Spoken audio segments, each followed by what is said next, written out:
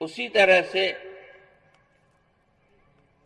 منتخب کی تعلیم، منتخب حدیث شریف کی کتاب ہے، اس میں پکی پکی حدیثیں جمع کی گئی ہیں، نبی پاک صلی اللہ علیہ وسلم کی احادیث ہیں، اس سے کوئی دوری نہیں ہے، وہ ہمارے سر آنکھوں پر ہے۔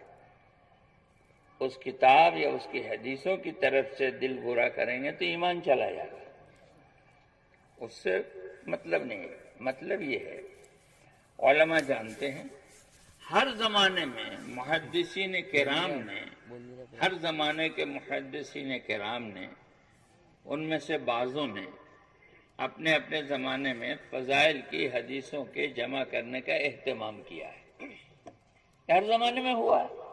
آپ ہم نہیں جانتے ہیں، علماء بتائیں گے کہ کس دور میں کب کون سی کتاب آئی جو فضائل کی بنیاد پر تھی۔ فضائل اعمال جس کی تعلیم ہم کرتے ہیں، اس کو مولانا الیاس صاحب رحمۃ اللہ علیہ نے حضرت شیخ پر تقاضا کر کے مرتب کروایا، چھوٹے چھوٹے رسائل۔ اس کے شروع میں شیخ نے لکھا بھی ہے اس کو کہ چچا جان نے کتنا زور ڈال کے جمع کرایا۔ اور بھی کتابیں ہیں، حضرت تھانوی رحمۃ اللہ علیہ کے جزاء الاعمال ہے، یہ بھی فضائل کی کتاب ہے۔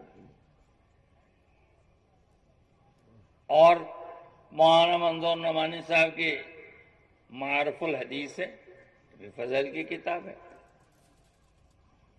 اسی طرح سے ریاض الصالحین فضائل کی کتاب ہے، اور بھی فضائل کی کتابیں۔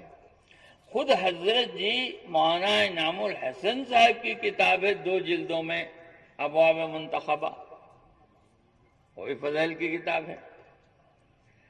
اب یہ تمام فضائل کی کتابیں اگر نصاب میں داخل کر دی جائیں تو جماعتوں کو لائبریری لے کے چلنا پڑے گا۔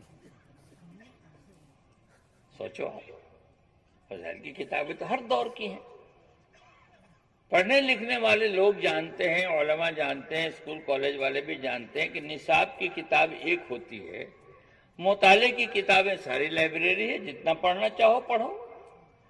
تو نصاب کے اعتبار سے اسی لیے نصاب، یہ تبلیغی نصاب پہلے نام تھا، بعد میں فضائل اعمال ہوا، کہ یہ نصاب کی کتاب ہے۔ باقی آپ ریاض الصالحین پڑھو، جزاء الاعمال پڑھو، اور کتابیں پڑھو، کوئی حرج نہیں ہے۔ لیکن رائے مشورے سے اگر یہ طے ہوتا تو پوری دنیا میں پڑھی جاتی۔ رائے مشورے سے طے نہیں ہوا تو مسجد میں اختلاف ہو گیا، کسی نے کہا ہم پڑھیں گے، کسی نے کہا ہم نہیں پڑھیں گے۔ تو ایک تو یہ ہے کہ رائے مشورے سے طے نہیں ہوا، دوسرے ہر زمانے کے فضائل کی حدیثیں اگر کتابیں جمع کی جائیں تو جماعتوں کے لیے مشکل و دشواری ہوگی۔ آپ میں سے جو پرانے ہیں اور نظام الدین برابر آنا جانا جن کا ہوگا ان کو یاد ہوگا کہ جب یہ کتاب مرتب ہو کے آئی تھی تو پہلے یہ بات آئی نظام الدین میں، پرانوں میں، کہ کتاب چھپ کے کتاب کی دکانوں پر آ گئی ہے، انفرادی مطالعے کے لیے لے لو۔ پہلا جملہ یہ تھا، یاد ہوگا آپ لوگوں کو۔ تو لوگوں نے انفرادی مطالعے کے لیے، کچھ مشوروں کے بعد، 1.5 سال یا کچھ مشوروں کے بعد یہ بات آئی کہ بھئی اس کو بھی کبھی کبھی تعلیم میں پڑھ لیا کرو۔ پھر کچھ دنوں کے بعد یہ بات آئی کہ بھئی کبھی یہ پڑھ لو، کبھی یہ پڑھ لو۔ پھر کچھ مشوروں کے بعد یہ بات آئی کہ جماعتیں صبح کی تعلیم میں منتخب پڑھیں اور دوپہر کے بعد کی تعلیم میں فضائل پڑھیں، اور آپ کو معلوم ہے کہ دوپہر کے بعد کی تعلیم بہت کم ہوتی ہے۔ تو گویا دھیرے دھیرے فضائل کو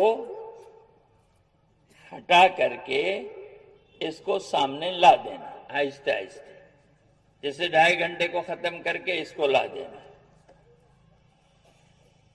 بہت سی مسجدوں سے آج آپ دیکھو گے کہ فضائل کی کتابیں نکل چکی ہیں، دیکھو گے تو پتہ چلے گا، اور آپ کو پتہ بھی نہیں چلا۔ اس سے اختلاف نہیں، بات یہ ہے کہ جو کچھ بھی ہوا مشورے سے ہونا چاہیے۔ اگر مشورے سے ہوتا تو پوری دنیا میں یہ بات چلتی، مشورے سے نہیں ہوا تو کسی ملک نے لیا، کسی ملک نے نہیں لیا، کسی صوبے نے لیا، کسی صوبے نے نہیں لیا۔ کسی علاقے نے نہیں لیا، کسی علاقے نے نہیں لیا، تو کام بھی دو حصے میں تقسیم ہو گیا، کام کرنے والے بھی دو حصوں میں تقسیم ہو گئے۔ یہ نہج کی تبدیلی اور اس کے یہ نقصانات